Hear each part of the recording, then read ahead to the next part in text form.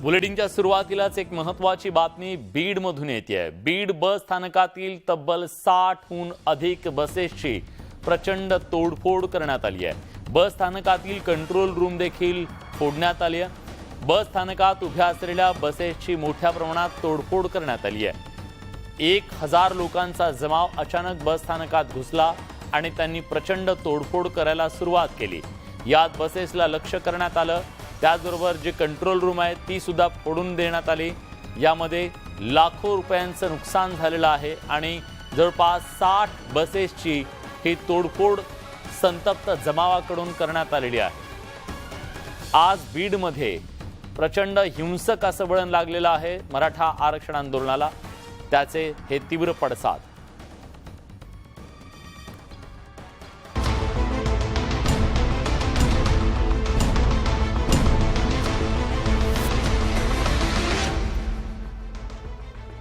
बीडमध्ये मराठा समाजाच्या आंदोलनाला हिंसक असं वळण लागलं। बीडमधील राजकीय नेत्यांना या आंदोलनाचा सर्वाधिक फटका बसला। बीडमध्ये राष्ट्रवादीचं भवन जाळण्यात आलं। त्याचबरोबर राजकीय नेत्यांची घरं आणि त्याचबरोबर कार्यालयांना सुद्धा लक्ष्य करण्यात आलं। बीडमध्ये मराठा समाजाच्या आंदोलनाला हिंसक वळण लागलंय। बीडमधील मुख्य बाजारपेठेत असलेलं राष्ट्रवादीचं भवन आंदोलकांनी पेटवलं। माजी मंत्री जयदत्त क्षीरसागर यांचं कार्यालय संतप्त आंदोलकांकडून पेटवण्यात आलंय। बीडमधील शरद पवार गटाचे आमदार संदीप क्षीरसागर यांनाही आंदोलनाचा जबर फटका बसला। मराठा आंदोलकांनी संदीप क्षीरसागर यांच्या निवासस्थानी जाळपोळ केली। भाजपचे बीडचे जिल्हाध्यक्ष राजेंद्र म्हस्के यांचं कार्यालय फोडून फर्निचर जाळण्यात आलं। तर माजी मंत्री आमदार प्रकाश सोळंके यांचे बंधू धैर्यशील सोळंके यांचं बीड शहरातलं घर पेटवण्यात आलं। शांतते राखावं हे असं लॉ अँड ऑर्डरच्या प्रॉब्लेममध्ये सिच्युएशन क्रिएट करू नये, शासनाची आणि पब्लिक प्रॉपर्टीची कुठल्याही प्रकारचे जाळपोळ वगैरे करू नये अशी मी प्रशासनातर्फे आवाहन करते। जे आहेत त्यांनी कायदा हातात घेऊ नये आणि शांततेच्या मार्गाने त्यांचं आंदोलन करावं। बीड कृषी उत्पन्न बाजार समितीची अग्निशमन दलाची गाडी आंदोलकांनी पेटवली असून ही गाडी आगी जळून खाक झाली। बीडमध्ये आंदोलनाचा उद्रेक पाहायला मिळाला। बीडमध्ये मराठा समाजाच्या आंदोलनानं हिंसक वळण घेतलं। बीडमध्ये अजित पवार गटाचे आमदार प्रकाश सोळंके यांच्या घरावर दगडफेक करत त्यांची वाहनं पेटवून दिल्याची घटना ताजी असताना बीडमध्ये राष्ट्रवादीचं भवन जाळण्यात आलं। त्याचप्रमाणे बीडच्या माजलगावमध्ये नगर परिषद कार्यालयात सुद्धा आग लावण्यात आल्याची घटना घडली आहे। बीड जिल्ह्यात मराठा आरक्षणाचा मुद्दा तापला असून आंदोलक आक्रमक होताना दिसत आहेत। आक्रमक झालेल्या मराठा आंदोलकांनी बीड शहरातल्या राष्ट्रवादी भवन पेटवून दिलं। या परिसरात आगीच्या मोठ्या प्रमाणात ज्वाळा दिसून आल्या। या आगीत राष्ट्रवादी भवनाचं मोठ्या प्रमाणात नुकसान झालं, तर बीडच्या माजलगाव नगर परिषदेत जाळपोळ करण्यात आली। आरक्षणाची मागणी करत असलेल्या जमावानं माजलगाव नगर परिषदेत घुसून जाळपोळ केली, त्यामुळे नगर परिषद इमारतीला आगीच्या ज्वाळांनी भेटलं। त्याचप्रमाणे परिसरात धुराचे लोट दिसून आले। या आगीत कार्यालयातील कागदपत्र जळाली। या आगीची माहिती मिळताच अग्निशमन दल आणि पोलीस घटनास्थळी दाखल झाले। अग्निशमन दलानं या आगीवर नियंत्रण मिळवलंय। या घटनेच्या नंतर परिसरात कडक पोलीस बंदोबस्त ठेवण्यात आलाय। तर बीड नगर परिषदेच्या इमारतीवर दगडफेक करण्यात आली। यावेळी इमारतीच्या काचा फुटल्या। सुदैवानं यात कुणालाही दुखापत झाली नसल्याचं कळतंय। राज्यभर मराठा आरक्षणाचा मुद्दा चांगलाच पेटलाय। मनोज जरांगे यांच्या आवाहनानंतर राजकीय नेत्यांना गावबंदी करण्यात येते, तर काही ठिकाणी राजकीय नेते मंडळींविरोधात आक्रमक भूमिका घेण्यात येते। बीडमध्ये माजलगावचे राष्ट्रवादी काँग्रेसच्या अजित पवार गटाचे आमदार प्रकाश सोळंके यांच्या विरोधात मराठा समाज आक्रमक झाल्याचं पाहायला मिळालं। मराठा आंदोलकांनी सोळंके यांच्या माजलगावच्या बंगल्यावर धडक दिली। यावेळी संतप्त मराठा समाजाच्या कार्यकर्त्यांनी सोळंकेंच्या बंगल्यावर दगडफेक केली। आंदोलकांनी सोळंके यांच्या बंगल्यात शिरून पार्किंगच्या वाहनांची तोडफोड केली। आंदोलक एवढ्यावर थांबले नाहीत, या आंदोलकांनी पार्किंगमधल्या वाहनांना आग लावली। सोळंके यांच्या बंगल्यातून धुराचे मोठमोठे लोळ येत असल्याचं दिसून आलं। त्याला मराठ्याने मोठं केलंय, तो कधी सोसायटीत सुद्धा निवडून येऊ शकत नाही। महाराष्ट्राच्या गृह मंत्रालयाचा फेलियर आहे। प्रकाश सोळंके यांची मनोज जरांगे यांच्या बाबतची एक क्लिप व्हायरल झाली होती। या क्लिपमुळे सोळंके यांच्या बंगल्यावर आंदोलक धडकल्याचं बोललं जात आहे। राज्यात मराठा आरक्षण आंदोलनाचा वणवा पेटलाय। विविध भागात मराठा समाजाच्या आंदोलनाला हिंसक वळण लागलं। बीड जिल्ह्यात तर जाळपोळीच्या घटना प्रचंड वाढल्या। राज्याच्या विविध भागात मराठा आंदोलनाचा भडका उडाल्यानंतर मनोज जरांगे यांनी मराठा समाजाला शांततेचं आवाहन केलंय. जाळपोळ उद्रेक करू नका अशी कळकळीची विनंती जरांगेंनी केली आहे. जाळपोळीला आपलं समर्थन नाही असंही जरांगे पाटील म्हणाले. तुम्ही जर आज रात्री आणि उद्या दिवसा थांबवलं नाही तर मला उद्या संध्याकाळी मला नाविलाज असतो माझा निर्णय जाहीर करावा लागेल. सत्ताधारी जाळपोळ करतायत अशी शंका आहे असा गंभीर आरोप जरांगे पाटलांनी केलाय. सत्ताधाऱ्यातीलच लोक त्यांचे घर जाणून बुजून कार्यकर्त्याच्या त्यांच्याच हाताने जाळून घेत आहेत आणि मराठ्यांच्या शांततेच्या आंदोलनात डाग लावत आहेत. ही माझी शंका 100% खरी निघणार. अशा पद्धतीनं सरकार वागतं किंवा सरकारच आपल्या आमदारांची घरं जाळणार, सरकारमधलेच आपल्या खासदारांची घरं जाळणार, हे अशक्य गोष्टी आहेत. मला असं वाटतं की त्यांचा गैरसमज झालेला आहे, त्यांना चुकीचं कोणतरी ब्रीफिंग करतंय. आता जरांगे यांच्या आवाहनानंतर मराठा समाज शांततामय मार्गानं आंदोलन करणार का हे पाहणं महत्त्वाचं आहे. आरक्षणाच्या मागणीसाठी मराठा समाज आक्रमक झालाय. जागोजागी रस्त्यावर उतरून मराठा समाज आपला संताप व्यक्त करतोय. अनेक ठिकाणी आता आंदोलनाला हिंसक वळण लागत असल्याचं पाहायला मिळतंय. गेल्या 2 दिवसांपासून एसटीवर दगडफेक, जाळपोळ अशा घटना घडल्या. या पार्श्वभूमीवर मराठा समाजाचं आंदोलन भरकटत चालल्याचं मुख्यमंत्र्यांनी म्हटलंय. मनोज जरांगे पाटील आणि मराठा आंदोलकांनी आरक्षणाच्या आंदोलनाला गालबोट लागू नये याची जबाबदारी घेतली पाहिजे असंही मुख्यमंत्र्यांनी म्हटलंय. हे आंदोलन भरकटत चाललेलं आहे. मराठे भरकटत चाललेले नाहीत. मये मराठे आधी कोणाच्याच वाटा जात नाहीत. या हिंसक घटनांमागे कोण हे शोधलं पाहिजे असंही एकनाथ शिंदे म्हणाले. याला गालबोट लावण्याचं काम हे कोण करतंय याचा विचार देखील आंदोलनकर्त्यांनी केला पाहिजे. मुख्यमंत्र्यांनीच आणि उपमुख्यमंत्र्यांनी त्यांचे लोक वाचाळ पद्धतीनं बोलते ते आवरावे. लाखोंचे मोर्चे काढूनही राज्यात कायदा सुव्यवस्था धोक्यात आली नाही अशी आठवण मुख्यमंत्र्यांनी मराठा आंदोलकांना करून दिली. मराठा आरक्षणासाठी मनोज जरांगेंनी आमरण उपोषण सुरू केलं असून त्यांच्या उपोषणाचा आजचा 6वा दिवस आहे. रविवारपासून जरांगे यांची तब्येत खालावत असल्याचं पाहायला मिळतंय. या पार्श्वभूमीवर मुख्यमंत्री एकनाथ शिंदे यांच्या उपस्थितीत सह्याद्री अतिथीगृहावर मराठा आरक्षण उपसमितीची बैठक झाली. या बैठकीत शिंदे समितीनं पहिला सविस्तर अहवाल सादर केला. या बैठकीसंदर्भातील माहिती मुख्यमंत्र्यांनी पत्रकार परिषदेत दिली. शिंदे समितीनं 1,72,00,000 नोंदी तपासल्या. त्यात 11,530 कुणबी नोंदी मिळाल्यात. आणखी नोंदी पुरावे तपासण्यासाठी सरकारनं समितीला 2 महिन्यांची मुदत दिली आहे. समितीला 2 महिन्यांची मुदत दिली असली तरी अंतिम अहवाल लवकरात लवकर सादर करण्याचे निर्देश समितीला दिल्याचं मुख्यमंत्र्यांनी म्हटलंय. ज्यांच्या नोंदी सापडल्यात त्यांना मंगळवारपासून कुणबी दाखले देणार अशी घोषणा मुख्यमंत्र्यांनी केली आहे. जुन्या नोंदी त्या ज्यांच्या सापडलेल्या आहेत त्या तात्काळ त्याची कागदपत्र तपासून त्यांना जे दाखले देण्याची प्रक्रिया देखील जी आहे सुरू करण्याचा देखील आपण निर्णय घेतलेला आहे. आम्ही अर्धवट आरक्षण घेणार नाही, महाराष्ट्राला घेणार. शिंदे समितीनं सादर केलेला अहवाल मंगळवारी कॅबिनेटमध्ये घेऊन तो स्वीकारून त्याची पुढची प्रक्रिया करणार असल्याचं मुख्यमंत्री म्हणाले. मनोज जरांगे पाटील यांनी मराठा समाजाला सरसकट कुणबी प्रमाणपत्र देण्याची मागणी केली. या संदर्भात शिंदे समितीचा अहवाल, समितीला मुदतवाढ आणि टास्क फोर्सची निर्मिती यावर मराठा आरक्षण उपसमितीची चर्चा झाली. यासोबत सर्वोच्च न्यायालयात रद्द झालेल्या मराठा आरक्षणाबाबत चर्चा झाली. मूळ मराठा आरक्षणावर काम करण्याचं काम राज्य सरकारकडून सुरू असल्याची माहिती मुख्यमंत्री एकनाथ शिंदेने दिली आहे. क्युरेटिव्ह पिटिशनच्या माध्यमातून मराठा आरक्षण मिळवण्यासाठी नव्यानं प्रयत्न केले जातील असं शिंदेने सांगितलं. यापूर्वी आरक्षण रद्द करताना सर्वोच्च न्यायालयानं ज्या त्रुटी काढल्या त्या त्रुटी दूर करण्यासाठी 3 निवृत्त न्यायमूर्तींची सल्लागार समिती तयार करण्यात आली आहे. ही समिती सरकारला मराठा आरक्षणाची बाजू सर्वोच्च न्यायालयात मांडण्यासाठी मार्गदर्शन करणार असल्याचं शिंदेने म्हटलंय. मराठा समाज मागास कसा आहे हे सिद्ध करण्यासाठी या क्युरेटिव्ह पिटिशनच्या माध्यमातून आपल्याला ते उपयुक्त ठरेल. पिटिशन जाण्याचा आमचा काही संबंध नाही. आरक्षणाच्या आंदोलनाबाबत आणि मागणीबाबत पंतप्रधानाला बोलले का? डेटा गोळा करण्यासाठी नामवंत संस्थांची मदत घेणार असल्याचं एकनाथ शिंदे म्हणाले. मराठा समाजाला कायद्याच्या चौकटीत टिकणारं, इतर कोणत्याही समाजावर अन्याय न करता आरक्षण देणार अशी ग्वाही शिंदेने दिली आहे.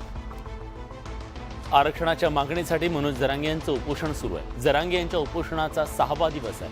अन्न, पाणी, औषधोपचार नाकारल्यानं जरांगे यांची तब्येत खालावत चालली आहे. याच पार्श्वभूमीवर आरक्षण उपसमितीची बैठक पार पडल्यानंतर मुख्यमंत्री एकनाथ शिंदे यांनी मनोज जरांगे यांच्या प्रकृतीविषयी चिंता व्यक्त केली आहे. मनोज जरांगे पाटील यांनी स्वतःची काळजी घेतली पाहिजे, वैद्यकीय उपचार घेतले पाहिजेत, पाणी प्यायलं पाहिजे असं शिंदेंनी म्हटलं. सरकारला मनोज जरांगे यांची चिंता असून त्यांचा लढा सरकारनं गांभीर्यानं घेतल्याचं मुख्यमंत्र्यांनी म्हटलंय. आम्हाला सरकारला देखील त्यांची चिंता आहे, त्यांच्या तब्येतीची चिंता आहे. उपसमिती मंगळवारी जरांगे यांच्याशी संवाद साधणार आहे. जरांगेंनी थोडा अवधी द्यावा अशी मागणी शिंदेंनी केली आहे. विनंती आहे की आपण थोडा वेळ यामध्ये सरकारला दिला पाहिजे. थोडा किती, थोडं म्हणजे काय, तर थोडं 40 वर्ष होत आहे. का करता मग, मरता का? मुख्यमंत्री एकनाथ शिंदेही जरांगे यांच्याशी संवाद साधणार असल्याची माहिती मिळते. मुख्यमंत्री फोनवरून जरांगे यांना उपोषण मागे घेण्याची विनंती करणार असल्याचं बोललं जात आहे. मनोज जरांगे यांचं आंदोलन 6व्या दिवशी सुद्धा सुरू आहे. अन्न पाणी त्यांनी त्याग करत जरांगे यांनी कडकडीत आमरण उपोषण सुरू केलेलं आहे. शिवाय त्यांनी औषधोपचार सुद्धा नाकारले. त्यामुळे जरांगे यांची प्रकृती खालावत चालली आहे. आरक्षण उपसमितीच्या बैठकीनंतर जरांगे यांनी बोलण्याचा प्रयत्न केला. त्यासाठी ते उभे राहण्याचा प्रयत्न करत होते. त्यावेळी जरांगे खाली कोसळले. जरांगे यांची तब्येत खालावत असल्याचं पाहून अंतरवाली सराटीचे ग्रामस्थ भाऊक झाले. मोठ्या संख्येनं ग्रामस्थ जरांगेंच्या उपोषणस्थळी पोहोचले. यावेळी अनेकांना अश्रू अनावर झाले. जरांगे यांनी पाणी प्यावं अशी साद ग्रामस्थांनी घातली. यात लहान मुलीपासून ते ज्येष्ठ नागरिकांपर्यंतचा समावेश होता. ग्रामस्थांची विनवणी ऐकून जरांगेही स्वतःचे अश्रू रोखू शकले नाहीत. ग्रामस्थांचा आग्रह पाहून जरांगेंनी घोटभर पाणी पिण्याचा निर्णय घेतला. पाणी पाजवा प्लीज, एक घोट पाणी देऊ नका. आपल्या समाजाला न्याय मिळायचा दिवस जवळ आला. मला तुमची माया कळते खरंय. न्याय मिळण्याचा दिवस जवळ आला असून आता माघार घेणार नाही असंही जरांगेंनी स्पष्ट केलंय. बीड जिल्ह्यातील आमदार प्रकाश सोळंके यांच्या घरावर दगडफेकीच्या घटनेनंतर छत्रपती संभाजीनगर जिल्ह्यात सुद्धा हे लोण पोहोचलं आणि भाजप आमदार प्रशांत बंब यांच्या कार्यालयाची तोडफोड करण्यात आली. यावेळी आंदोलकांनी जोरदार घोषणाबाजी केली. मराठा आरक्षणावरून राज्यभरात आंदोलक आक्रमक होताना पाहायला मिळत आहेत. मराठवाड्यात ठिकठिकाणी हिंसक आंदोलनं होत आहेत. या हिंसक आंदोलनांचं लोण छत्रपती संभाजीनगरमध्ये सुद्धा पाहायला मिळालं. भाजप आमदार प्रशांत बंब यांचं गंगापूर शहरातलं कार्यालय मराठा आंदोलकांनी फोडलं. यावेळी कार्यालयातील सामानाची नासधूस करण्यात आली. मराठा आंदोलकांनी बंब यांच्या कार्यालयातल्या काचा फोडल्या, खुर्च्या देखील तोडल्या. यावेळी आंदोलकांनी जोरदार घोषणाबाजी केली. कोणत्याही राजकीय व्यक्तीला गावात तथा शहरात येऊ देणार नाही अशी भूमिका मराठा समाजानं घेतली. नेत्यांना गावबंदी केल्यानंतर आता मराठा बांधवांचं पुढचं लक्ष शासकीय अधिकारी आहे. मराठवाड्यात आतापर्यंत 2-3 दिवसात 3 तहसीलदारांच्या गाड्या फोडण्यात आल्या. परभणीच्या मानवत तालुक्यातील मानोली इथं तहसीलदारांची गाडी फोडल्याचा प्रकार समोर आला. तहसीलदार यांनी पाण्याच्या टाकीवर जाऊन निवेदन स्वीकारायला नकार दिल्यानं आक्रमक झालेल्या तरुणांनी तहसीलदार यांच्या गाडीवर दगडफेक करत गाडी फोडली. दुसऱ्या घटनेत बीडच्या आष्टीत तहसीलदार यांची गाडी पेटवून देण्यात आली. आष्टीचे तहसीलदार प्रमोद गायकवाड यांची घराच्या आवारात उभी असलेली शासकीय गाडी मध्यरात्रीच्या दरम्यान अज्ञात व्यक्तीनं पेटवून दिली. रविवारी जालना जिल्ह्यातल्या रामनगर इथं तहसीलदाराच्या गाडीची तोडफोड करण्यात आली. जालना तालुक्यातल्या बाजी उमरद या गावात मोबाईल टॉवरवर चढलेल्या आंदोलकांनी सरकारचे प्रतिनिधी म्हणून तहसीलदार यांनी चर्चेसाठी येण्याची मागणी केली. मात्र तहसीलदारांनी लवकर भेट न दिल्यानं संतप्त आंदोलकांनी तहसीलदार छाया पवार यांची गाडी फोडली. मराठा आरक्षणासाठी कराडमध्ये मराठा समाजानं विराट मोर्चा काढला. या मोर्चात हजारोंच्या संख्येनं मराठा बांधव सहभागी झाले. मराठा समाजाचं भगवं वादळ या निमित्तानं कराडमध्ये पाहायला मिळालं. मराठा समाजाला आरक्षण मिळावं यासाठी अंतरवाली सराटीत मनोज जरांगे पाटील यांचं उपोषण सुरू आहे. त्यांच्या या उपोषणाला पाठिंबा देण्यासाठी कराडमध्ये आज मराठा समाजाच्या वतीनं कराड तहसील कार्यालयावर मोर्चा काढण्यात आला. शहरासह गावागावातील मराठा बांधव हजारोंच्या संख्येनं मोर्चात सहभागी झाले. कराडच्या दत्त चौकातून मराठा बांधवांच्या मोर्चाला सुरुवात झाली. आरक्षण मिळाल्याशिवाय माघार घेणार नाही अशी भावना मराठा समाजाच्या वतीनं व्यक्त करण्यात आली. आणि शांततेच्या मार्गानं मवाळवादी भूमिकेतून तुम्हाला आम्ही आरक्षण मागतोय ते द्या. जर जहालवादी भूमिका आम्ही आक्रमित केली तर ती तुम्हाला परवडणार नाही, झेपणार नाही. पोलीस आलो तर 150 वाला पोलीस आहे, तर मला आता मराठा आरक्षण पाहिजे. मला नाही भेटलं, माझी लाईफ 15,000 जाऊ पण माझ्या आई बहिणींना भेटलं पाहिजे, लहान लेकरांना भेटलं पाहिजे, एवढीच माझी अपेक्षा आहे. छत्रपती शिवाजी महाराज चौक, कराड बाजारपेठ, कन्याशाळा, मंडई ते तहसील कार्यालय या मार्गावरून हा मोर्चा निघाला. आरक्षण आमच्या हक्काचा अशा घोषणांनी कराडचा परिसर दणाणून निघाला. राज्य विधिमंडळाचं विशेष अधिवेशन तातडीनं बोलवण्याची मागणी विरोधी पक्षांनी केली आहे. राज्यात मराठा आरक्षण, दुष्काळ, शेतकरी आत्महत्या, बेरोजगारी आणि कायदा सुव्यवस्थेचा प्रश्न गंभीर बनल्याचा आरोप करत विशेष अधिवेशनाची विरोधकांनी मागणी केली. महाविकास आघाडीच्या शिष्टमंडळानं राज्यपाल रमेश बैस यांची राजभवनावर भेट घेऊन राज्यात विशेष अधिवेशन बोलवण्याची मागणी केली आहे. महाविकास आघाडीच्या शिष्टमंडळात काँग्रेस, राष्ट्रवादी आणि ठाकरे गटाचे नेते उपस्थित होते. राज्यात सध्या मराठा ओबीसी समाजाच्या आरक्षणाचा मुद्दा ऐरणीवर आलाय. दुष्काळ, शेतकरी आत्महत्या, बेरोजगारी आणि कायदा सुव्यवस्थेचा प्रश्न गंभीर बनल्याचं सांगत मवियाच्या नेत्यांनी तातडीनं विशेष अधिवेशन बोलवण्याची मागणी केली. मराठा आरक्षण हा विषय आता ऐरणीवर आहे. या बाबतीत तातडीनं महाराष्ट्र शासन आणि केंद्र सरकार यांनी त्यामध्ये लक्ष घालून निर्णय द्यावा, आरक्षणाचा प्रश्न सोडवावा. ताबडतोब याच्याविषयी केंद्राशी बोलणी झाली पाहिजे, राज्य सरकारने पावलं उचलली पाहिजे. विद्यार्थ्यांच्या जीवनाशी संबंधित असणारा हा प्रश्न आहे, त्याच्यावर लवकर निर्णय घ्यावा. सरकारमधील घटक पक्ष एकमेकांवर जबाबदारी ढकलत असल्याचा आरोप मवियाच्या नेत्यांनी केला. विशेष अधिवेशनाची मागणी करून आक्रमक झालेल्या विरोधकांनी सरकारची कोंडी करण्याचा प्रयत्न केला. मराठा समाजाला आरक्षण मिळावं यासाठी मनोज जरांगे उपोषण करतायत. मराठा समाजाच्या आंदोलनाला राज्यभरातून पाठिंबा मिळतोय. आता कलाकार मंडळी सुद्धा जरांगेंच्या समर्थनार्थ मैदानात उतरले. अभिनेता रितेश देशमुखनं मनोज जरांगे यांची तब्येत आणि मराठा आरक्षणाबाबत ट्विट केलंय. रितेश देशमुखनं ट्विटमध्ये लिहिलंय, जय शिवराय. अनेक वर्षापासून प्रलंबित असलेल्या मराठा समाजातल्या मागास घटकांच्या न्याय मागणीसाठी जरांगे पाटील शांततापूर्ण आंदोलनाला बसलेले आहेत. त्यांच्या तब्येतीसाठी मी प्रार्थना चिंतितो आणि या प्रश्नावर तातडीनं तोडगा निघेल अशी अपेक्षा बाळगतो. रितेशनं पहिल्यांदाच अशा प्रकारे एखाद्या विषयावर मत मांडल्यानं सगळ्यांचंच त्याकडे लक्ष वेधलं गेलं. दुसरीकडे रितेशसोबत अभिनेते किरण माने, अभिनेत्री अश्विनी महांगडेनं सुद्धा मराठा आरक्षणाबाबत सोशल मीडियावर पोस्ट शेअर केली आहे. एक मराठा, लाख मराठा आणि पाटील साहेबांना काही झालं तर सरकारनं त्याचीही तयारी ठेवा, असं अश्विनीनं आपल्या पोस्टमध्ये म्हटलंय. तर एक सामान्य माणूस व्यवस्था हलवू शकतो हे जरांगेंनी सिद्ध केल्याचं किरण मानेनं म्हटलंय. आमदार अपात्रता दिरंगाई प्रकरणी सर्वोच्च न्यायालयात सुनावणी पार पडली. सर्वोच्च न्यायालयानं विधानसभा अध्यक्षांचं नवं वेळापत्रक फेटाळलं. तसंच अत्यंत कठोर शब्दात राहुल नार्वेकरांवर सर्वोच्च न्यायालयानं ताशेरे सुद्धा ओढले. एकनाथ शिंदे आणि इतर आमदारांच्या अपात्रतेचा निर्णय 31 डिसेंबरपूर्वी घ्या असे निर्देश देत सरन्यायाधीश चंद्रचूड यांनी विधानसभा अध्यक्ष राहुल नार्वेकरांना खडेबोल सुनावलेत. आम्ही निकाल देऊन इतके दिवस झालेत, तुम्ही काहीच निर्णय का घेतला नाही असं म्हणत राहुल नार्वेकर यांना सरन्यायाधीशांनी सुनावलंय. यावेळी राहुल नार्वेकरांच्या वतीनं तुषार मेहतानी युक्तिवाद केला. मेहतानी फेब्रुवारी अखेरपर्यंतची मुदत मागितली. यावेळी दिवाळीच्या सुट्ट्या आणि हिवाळी अधिवेशनाचं कारण मेहतानी दिलं. मात्र वेळ वाढून द्यायला सर्वोच्च न्यायालयानं नकार दिला.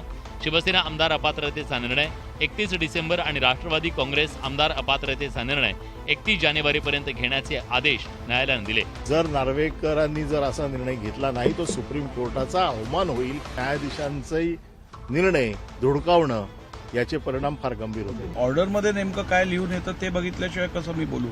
न्यायव्यवस्था आणि विधिमंडळ यांच्यातील संघर्ष टिपेला जाईल का? या प्रकरणी पुढची सुनावणी जानेवारीच्या पहिल्या आठवड्यात होणार आहे. तर या होत्या दिवसभरातल्या सर्व महत्त्वाच्या बातम्या. बुलेटिनमध्ये आपण इथेच थांबतोय. ताज्या घडामोडींसाठी बघत रहा न्यूज 18 लोकमत.